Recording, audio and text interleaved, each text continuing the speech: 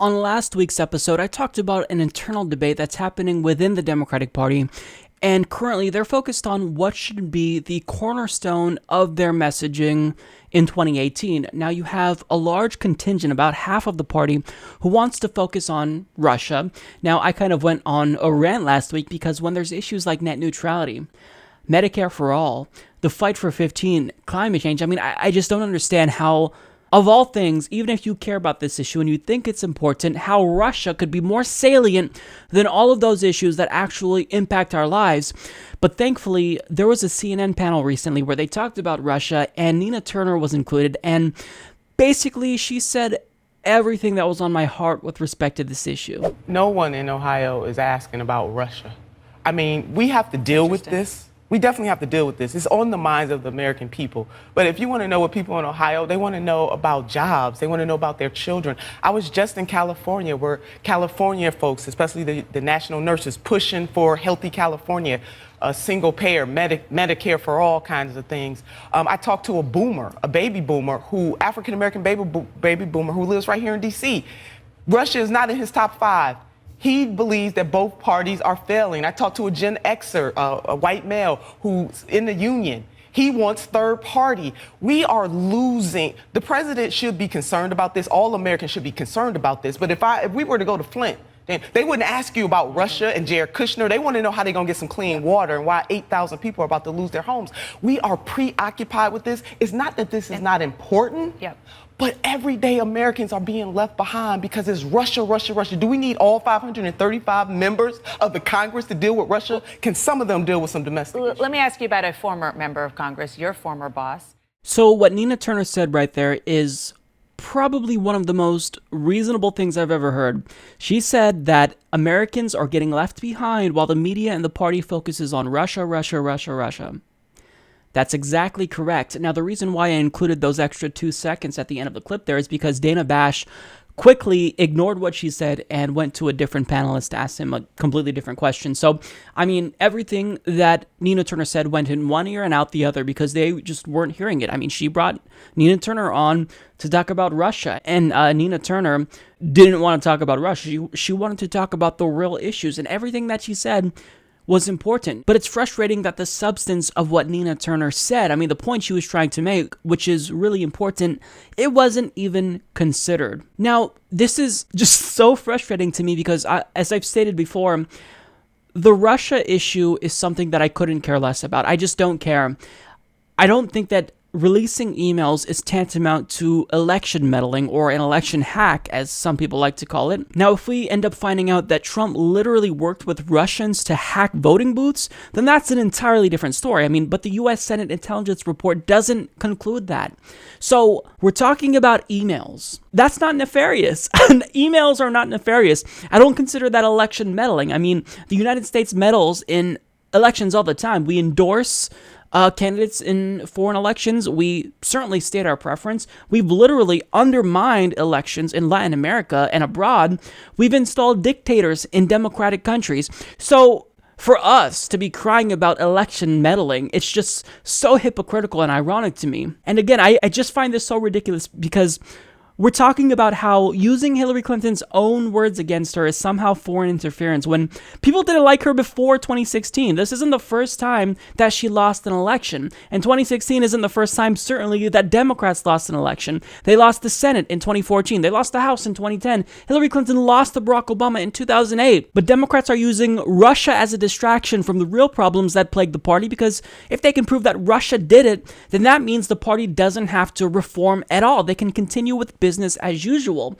But the problem is that Russia doesn't change the fact that the Democratic Party's approval rating in some polls is comparable to Trump's, nor does it change the fact that people are leaving the party in record numbers and the number of independents has surged over the last couple of years because of their incompetence. So the Democratic Party can only use Russia as a means of avoiding introspection for so long before it comes back and bites them in the ass yet again. But currently, if they can distract us with Russia long enough, then they think that they can take back power again.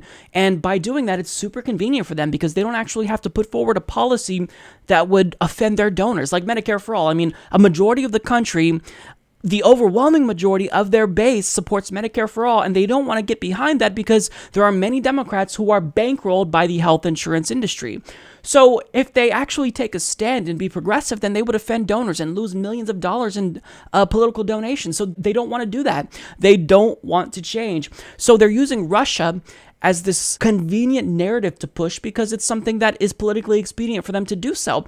If you want to go after Donald Trump, then go after his business dealings, not just in Russia, but also in Saudi Arabia and other countries, and talk about how he's using his influence as president to enrich himself personally. But the thing about this story is that I don't have the winning argument, admittedly, because most people agree with the Russian hysteria. Just when you go by political polls, people like this story. They're captivated by it because it's something that is a nice distraction. And it allows us to forget about the fact that millions of people are still dying or going bankrupt because of their health insurance. It allows you to ignore the fact and kind of escape reality and not think about how millennials are so overwhelmed with student loan debt that they can't buy a house, they can't buy cars. But the thing is that Nina Turner, because she had the audacity to be reasonable, she was criticized. Now, these aren't strong criticisms from any mainstream media figures. I mean, there was one in Mediaite that was a more tepid, implicit criticism, but nonetheless, they were still critical of her. So a journalist from Mediaite reports the story in the following way. They state, according to a former Ohio Democratic lawmaker and fervent Bernie Sanders supporter, everyday voters in her home state are just not talking about the biggest news story in the country right now. While the average voters Turner is talking to on the streets apparently aren't asking or discussing the whole Russia thing. Recent polls do indicate, however, that the issue seems to be a very concerning topic for most of the public. Per a Morning Consult/Politico survey, 55% of registered voters and 83% of Democrats say they are nervous about the country's future due to the Russian controversies. So they state here that this is the biggest news story in the country right now. Well, here's the thing about that. Benghazi at one point in time was also the biggest news story in the country, but that didn't mean that it should have overshadowed the real issues that real Americans are dealing with.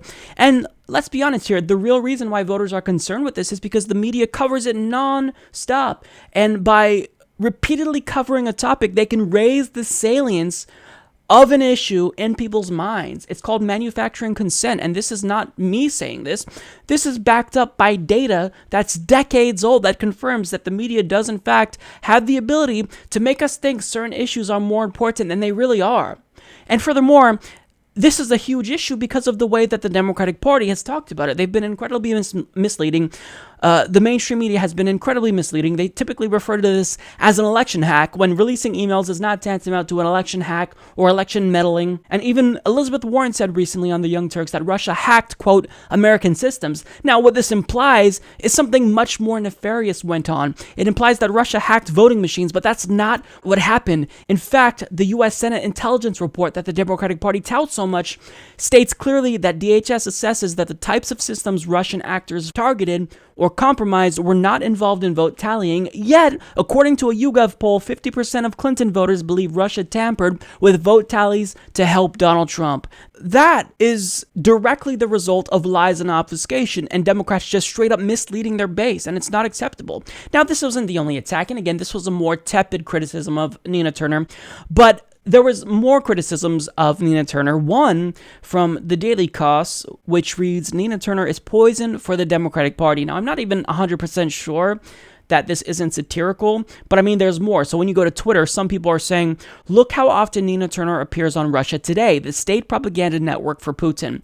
Another one says, why are Bernie supporters and Nina Turner so anxious to get off topic of Russia? How did Burns get so rich? Why is his bud Ed Schultz on RT? Well, we're anxious to get off the topic because we don't give a shit and there are more important issues. Why are you so anxious to get off the topic of climate change and Medicare for all? Another tweet here reads, no, Nina Turner, we don't need to move on from Russia. Remember, you couldn't move on and support Hillary. Bernie did.